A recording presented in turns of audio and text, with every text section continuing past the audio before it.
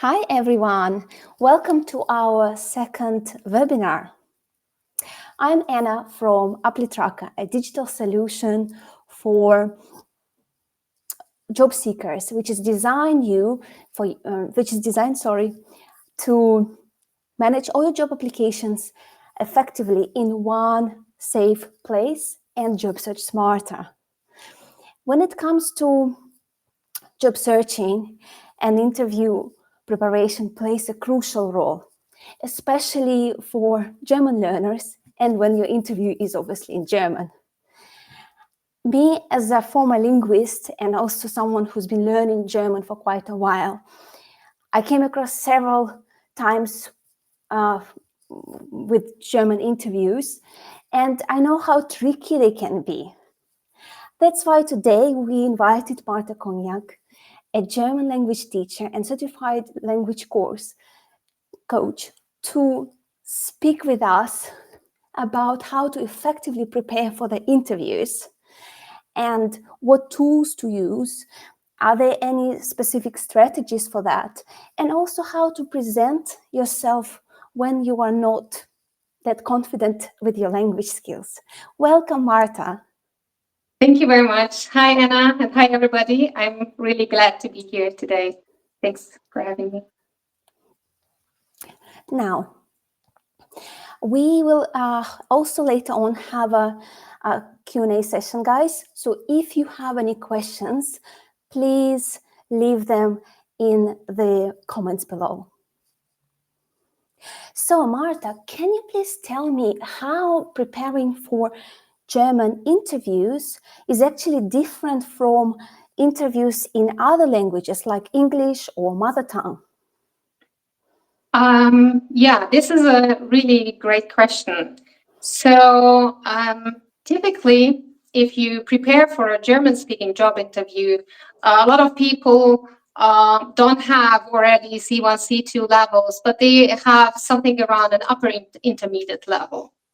And if you have this level, you don't have this so-called flexibility that you have in your mother tongue, or some of us in English too, where you have a thought and you have this flexibility to express it, to communicate it, to convey a message. So a very important difference is to not just to prepare thematically for a job interview, but also prepare regarding the language. This approach is the so-called learning a language for a special purpose, because fortunately, a job interview is a very quite predictable situation. So there are different kinds of job interviews, because depending on which people you are talking to. So sometimes with some HR people, it's more general. Sometimes it's more technical, but typically it has a certain structure. So maybe just let's go through these phases very quickly. So at the beginning, you have like a very short phase of small talk. Really just short and quick, the German way. But still, this is your first chance to make a good first impression. So it's important to know, okay, you don't even need to initiate a small talk. But if they ask you something, how can you answer? And if you have something prepared, okay, let's start. So it helps you. And then the first phase is the so-called pitch that we call Selbstpräsentation in German. And here it's all about presenting yourself as a great fit for the company. So here, this is again a predictable situation. It's not an actual conversation. It's just you who is talking, and you can prepare your answer. You can prepare or your pitch based on your company research, based on the job description, and based on your experience. What you would like to emphasize and show them why you are the a good fit for the company. And then the next phase is when they ask you questions. And here again, you have some more general and more technical questions, but there is a certain set of questions that are typically asked. So again, also from a linguistic point of view, or from the point of view of the language, you know, okay, I need to know which questions are to be expected, and I need to prepare to be able to answer them in German. Mm-hmm. So again, it's somewhat more work, but again, kind of predictable.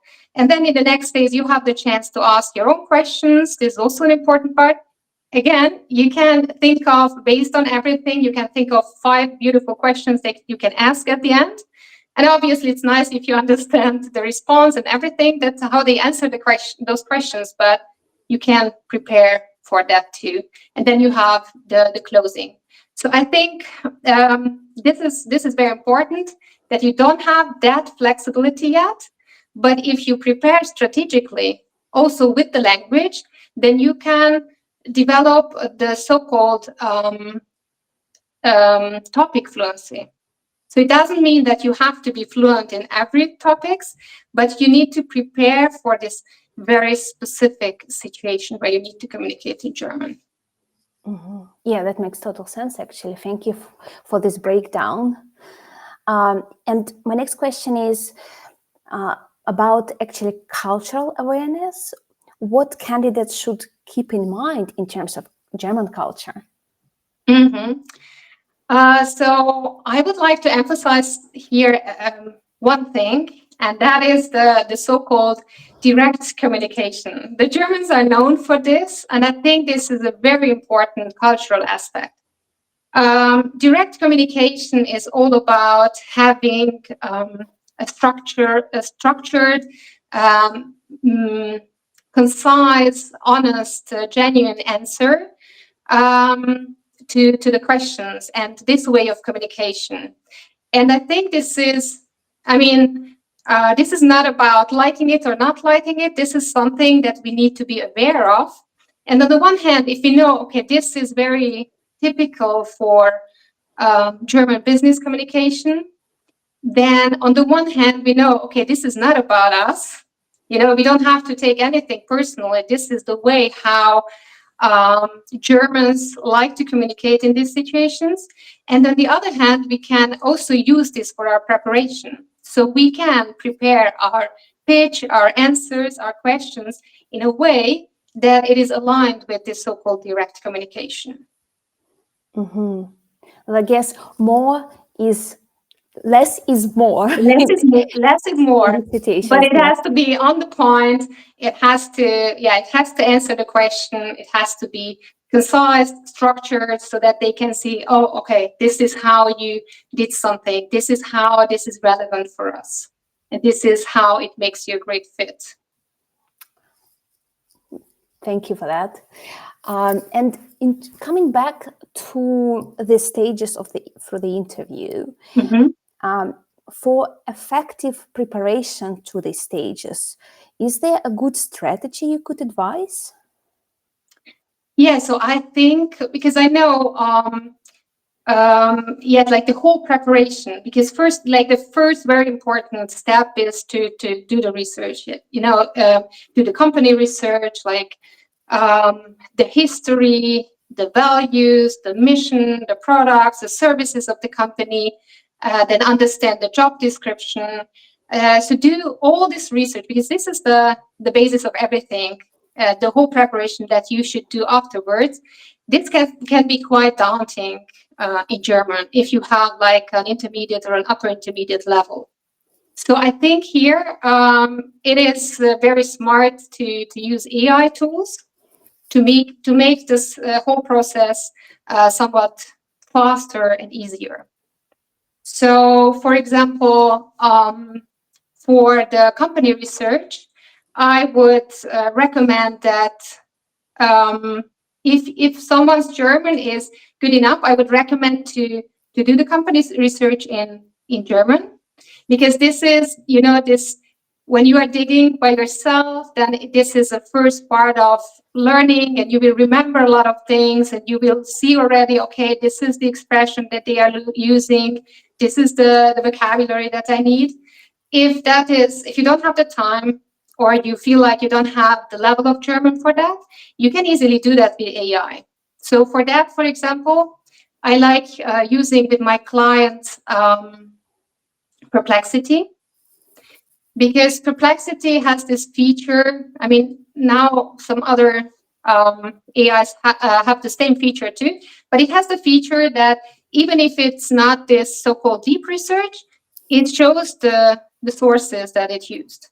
So you can ask for a nice summary, as I said, history, values, everything that you need to know about the company, and do this with Perplexity. And you can see the sources, so you know this is not a hallucination of AI. These are actual facts on the one hand, and on the other hand, you might discover some websites or some articles that you haven't seen yet, so you would like to read or something. So you can keep working with those sources. So that is for the company research, and I think I know that this part is also very important for the language itself, because when you do this research, either ideally in German somehow with the help of AI, you collect the language that you need. So it will contain the vocabulary, the industry-related vocabulary, or the company-specific vocabulary that you need and that you need to learn. So you can also use this for learning purposes. Again, AI can help you collect. You can just prompt it to collect like the 20 most important industry-specific words or expressions, and you can learn them. You can learn them then with some example sentences, with English translations. And you can even, if you have like a list like that, you can put it then into a flashcard app like Quizlet or Anki, and you can learn this way the language itself too that you need.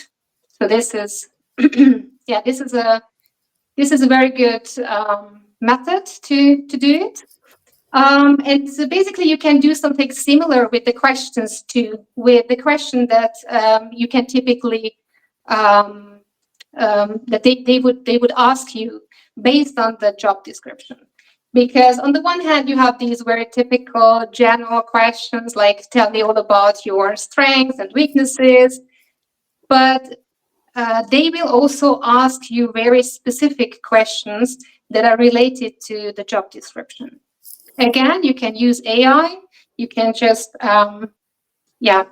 insert the job description.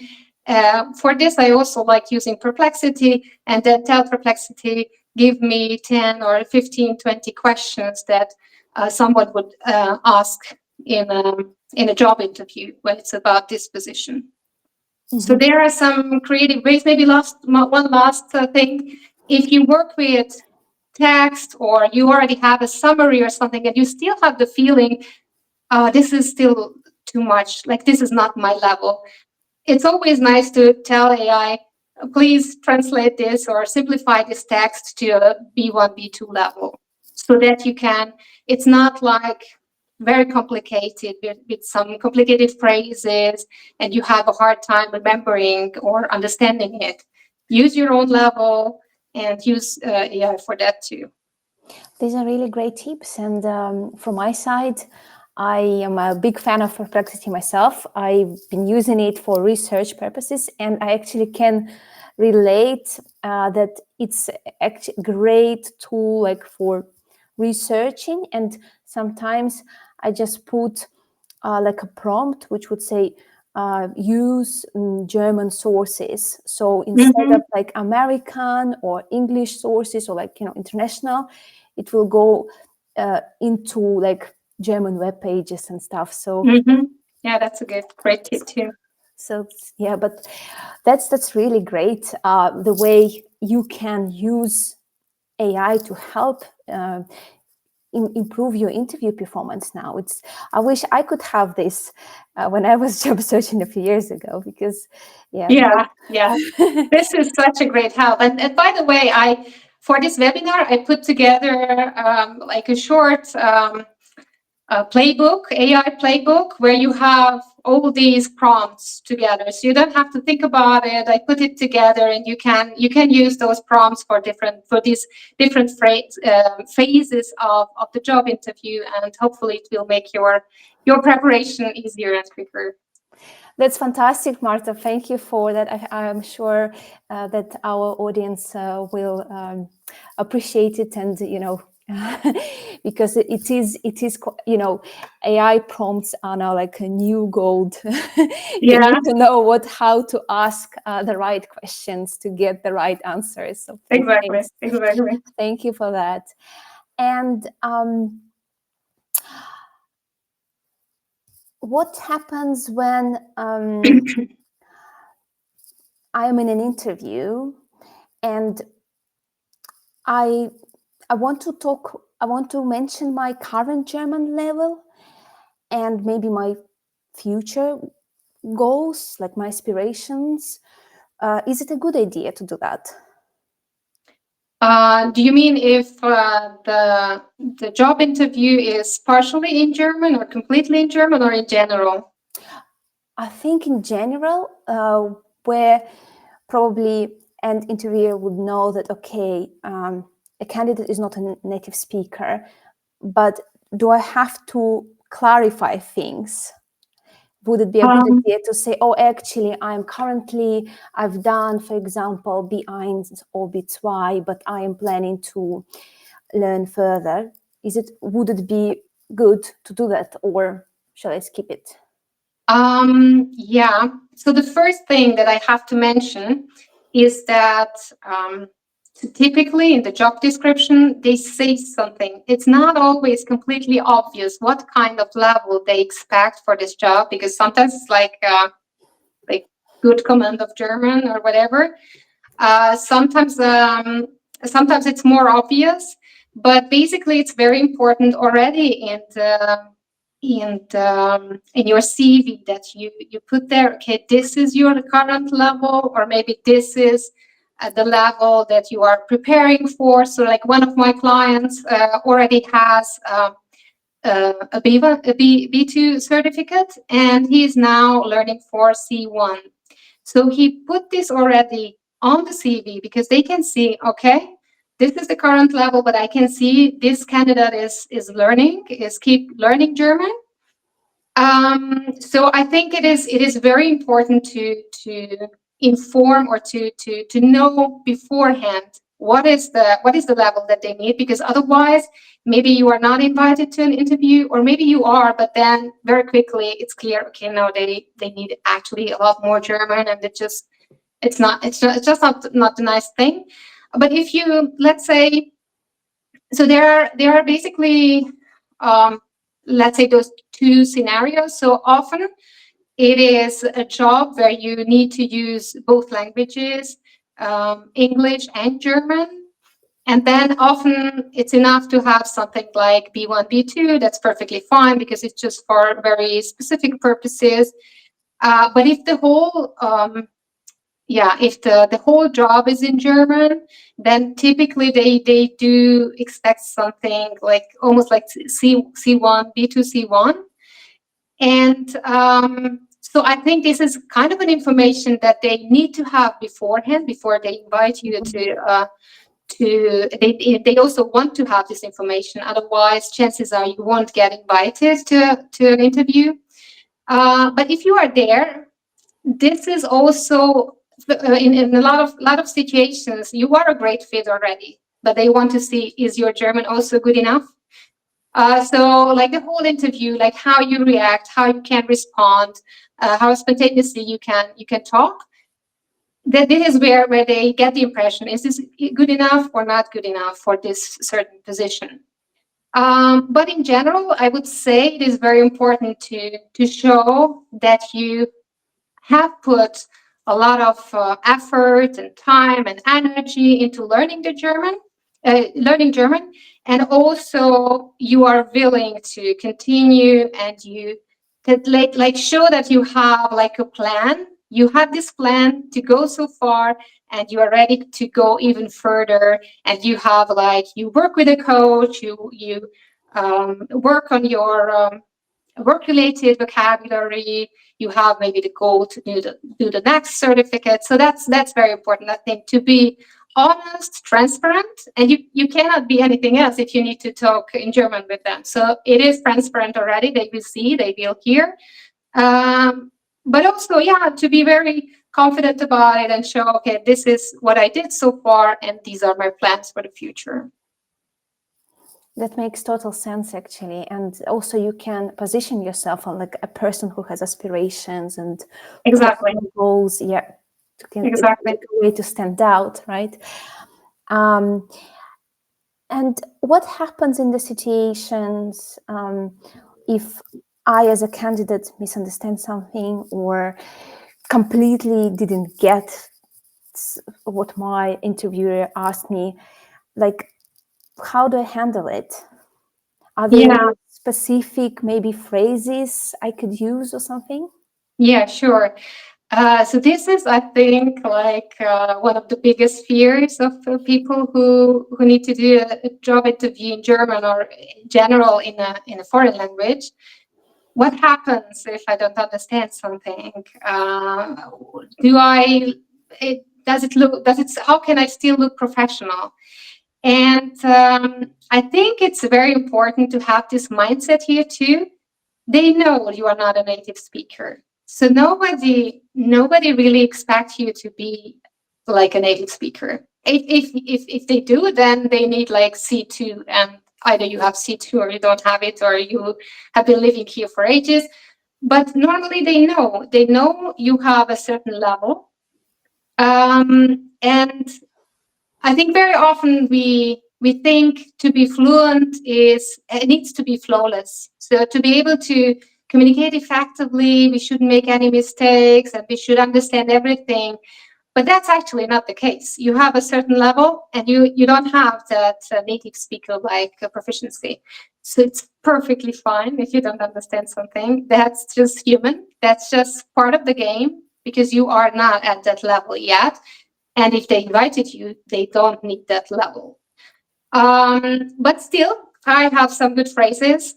But first, I would like to tell you what not to do. Because what we often learn, I think this is the first thing that people learn in courses, wie bitte? Like, just ask wie bitte, or ask something like, could you please repeat it? Or one more time, please, or something.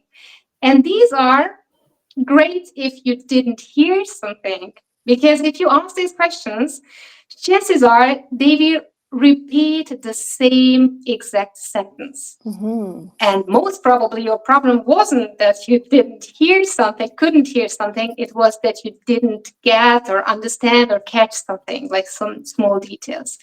So what I would do here is, actually I prepared 3 phrases or sentences. So one thing is, if you know that you understood the gist of it, but there's like a detail where you are not sure, maybe a word, it can be a very technical word, it's something that you didn't understand, or you're not quite sure about the meaning of it, you could then just ask, was meinen Sie mit? And then you try to use the word again. Because then, I mean, that can also happen in our native languages, that sometimes it just maybe even if it's just not obvious, and then they will maybe explain. It's also okay to say, I'm not sure about the meaning of that. Was heißt das nochmal? Können Sie mir das bitte sagen? Or in general, another good trick or tip is to just say, because that's perfectly normal and human, just to say, ich bin mir nicht sicher, I'm not sure, ich habe die Frage richtig verstanden. So I'm not quite sure if I understood the question correctly, because this again, they won't repeat the question the exact same way. this will make them to ask it differently. And Completely. then you have, again, like good chances that way you will be able to understand it. And you can have the same effect if you would say, like very straight to them, können Sie das bitte noch einmal anders formulieren? And that's, again, shows you kind of understood it, but you're not quite sure. Could they just say it somewhat differently? And that's very often enough. If you have an upper intermediate level and you did your homework and you learned the industry-specific vocabulary and you are prepared for this very specific situation, chances are if they say it a little bit differently, you will understand them. These are really great phrases, actually, because I think they sound very natural in a context of when you speak to non-native speakers or between like anyone, actually.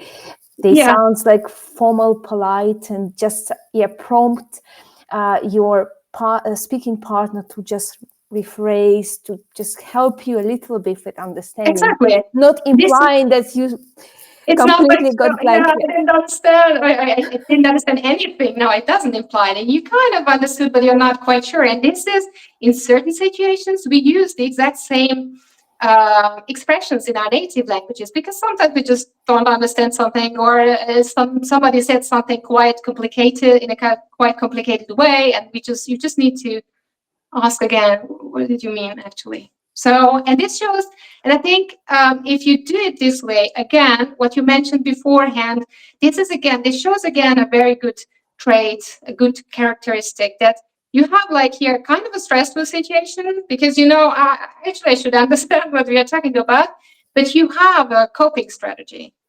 And then, you just ask for some clarification, and then you can move on.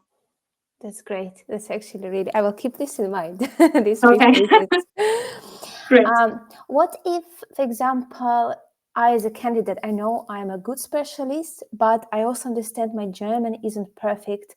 How can I still present myself confidently? Yeah, so I think, again, a very good question, because this is also a question that is so important for so many people. Just because this language is not your mother tongue, or just because you haven't reached that, I don't know, C1, C2 level yet, you are still an expert. And you have to remember this. You are still an expert. And if you, and they see that. They see that in your CV. They see your experience. They see your education. So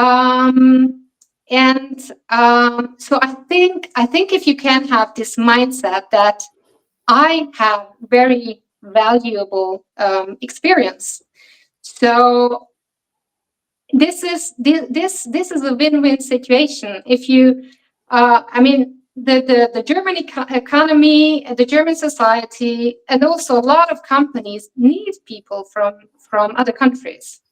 So it's not like, they also, this is a win-win situation. The German economy and these companies need your expertise. And the language is a skill. The language is a tool that you can improve strategically with this very special focus. As I mentioned, just also for, you can have this you have to have this very special focus for the job interview, but also when you are preparing for this period of working in German, or you might get this job and then you will work in German. Again, you can, actually, this is one of my core offering, a coaching program.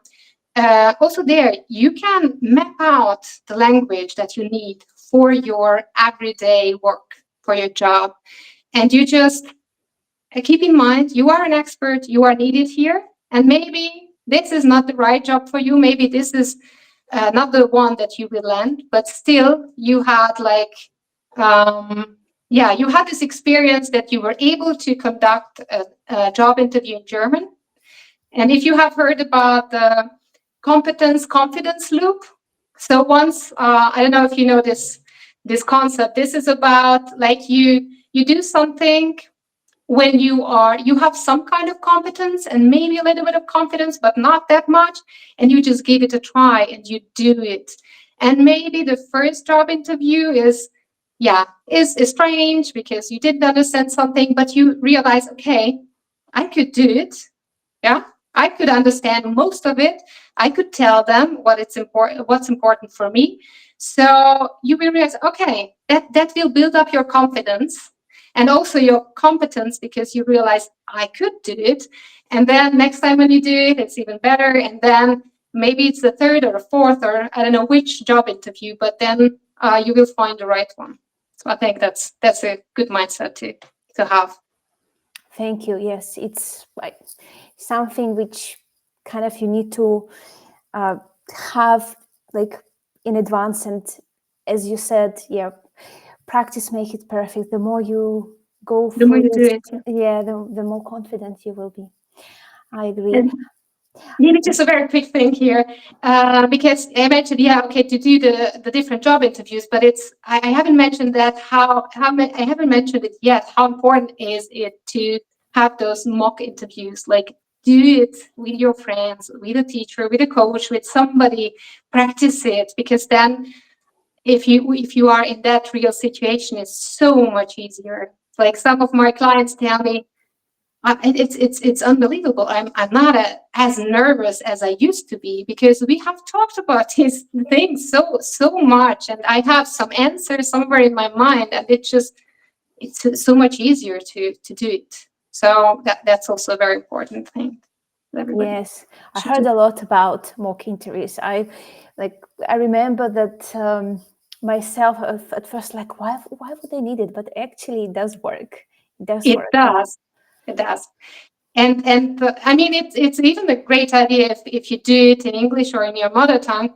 But if you do it in a language where you don't have this flexibility that I mentioned at the beginning, that if you have like a thought or something that you would say, that you can say it like in so many different ways, it's so much easier if you have said it somehow. You have some ready to tell sentences somewhere in your mind. So it makes so much easier, especially in a high stake, high stress situation. Makes sense. Thank you for that, Marta. I think we're approaching our Q&A session. So guys, if you have questions, just fire them in the comments. And in the meantime, I actually have one more question for you, Marta. Okay.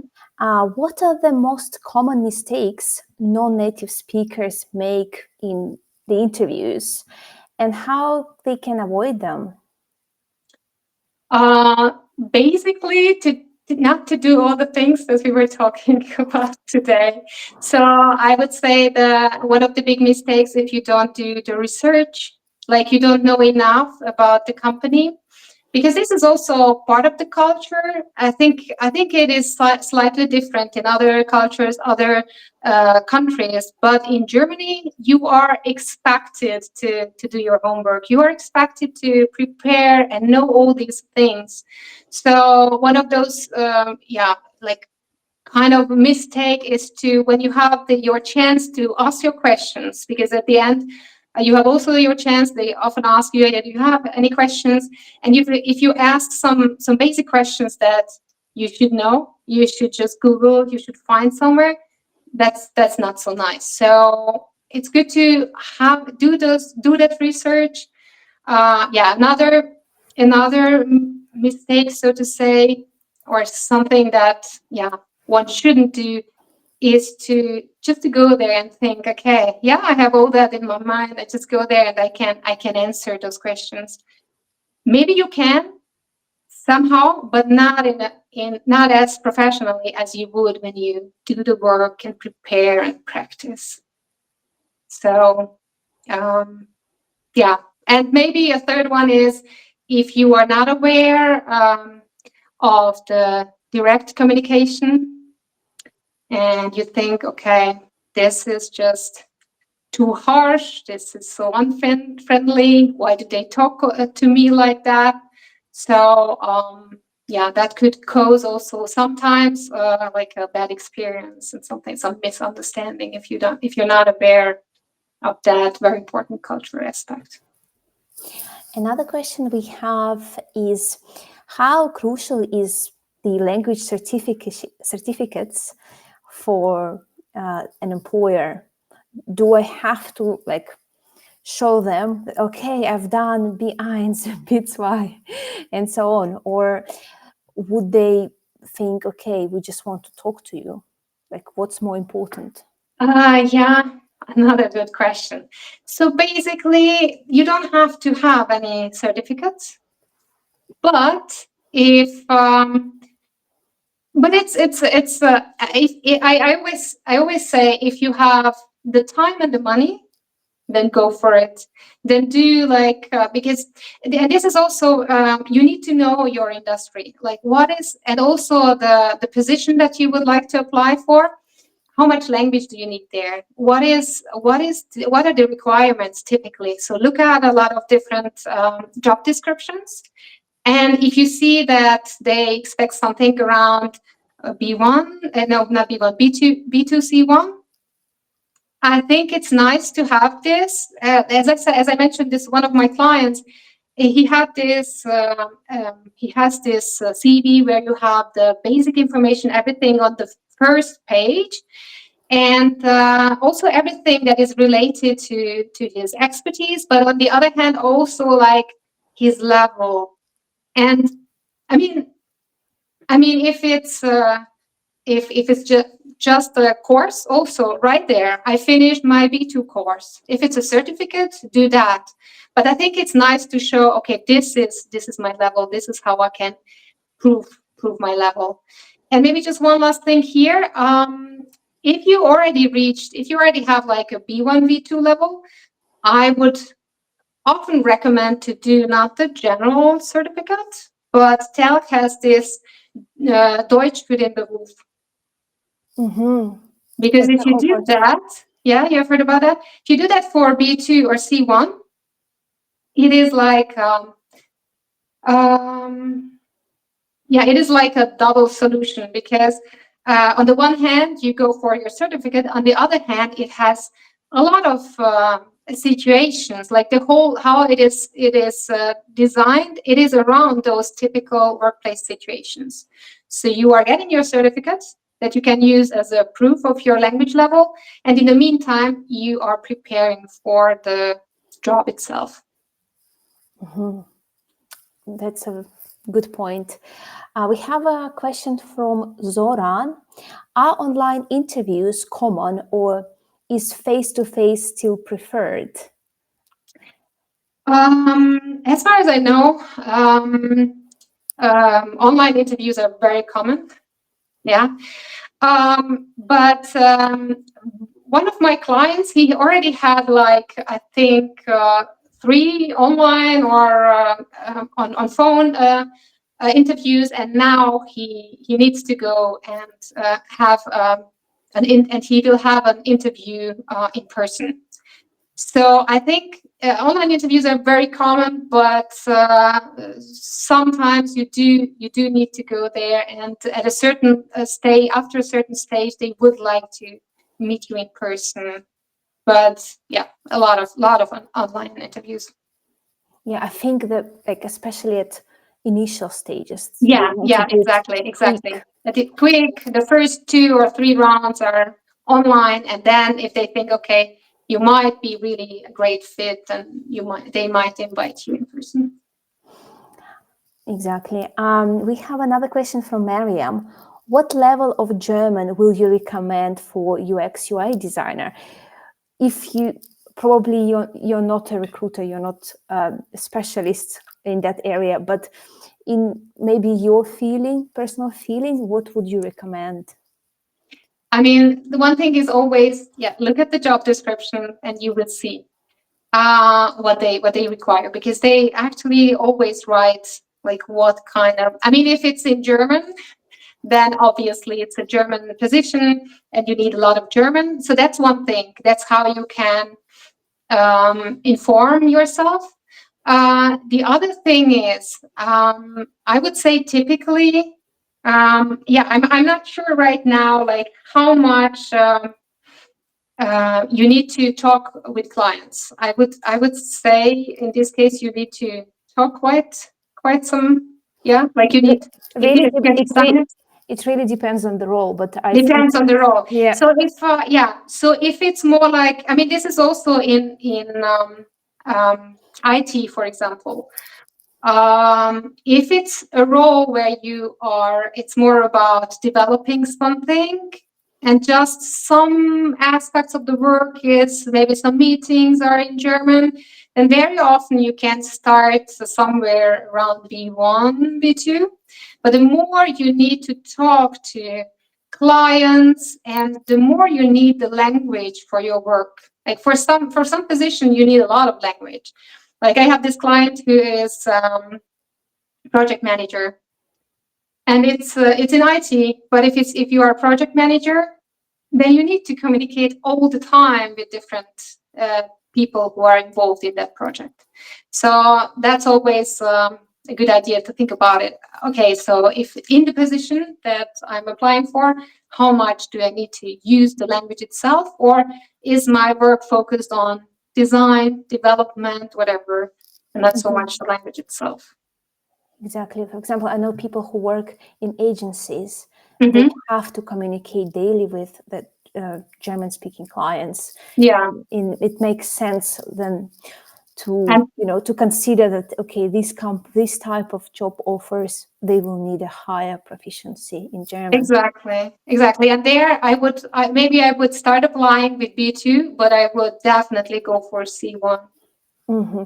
We actually have a next question from Nishant. Mm-hmm. Is B1 or B2 enough to work in Germany? Yeah, again, I can give the same answer. It depends. It depends on the industry, and it depends on the position that you would like to have.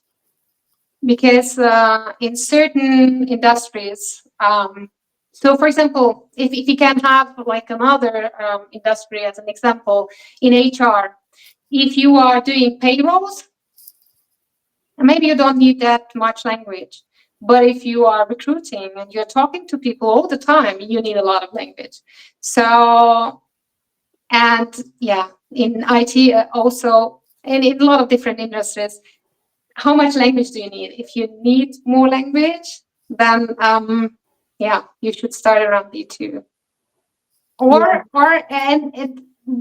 But I also need to say, if you already have a B1 and you have the feeling that this level is like enough to communicate in everyday situations, so like you have this like the foundations, then with B1 you can start working very strategically and very laser focused on the language. As I mentioned, learning a language for a special purpose. You can learn the language for this very special purpose. You can learn the language of your profession.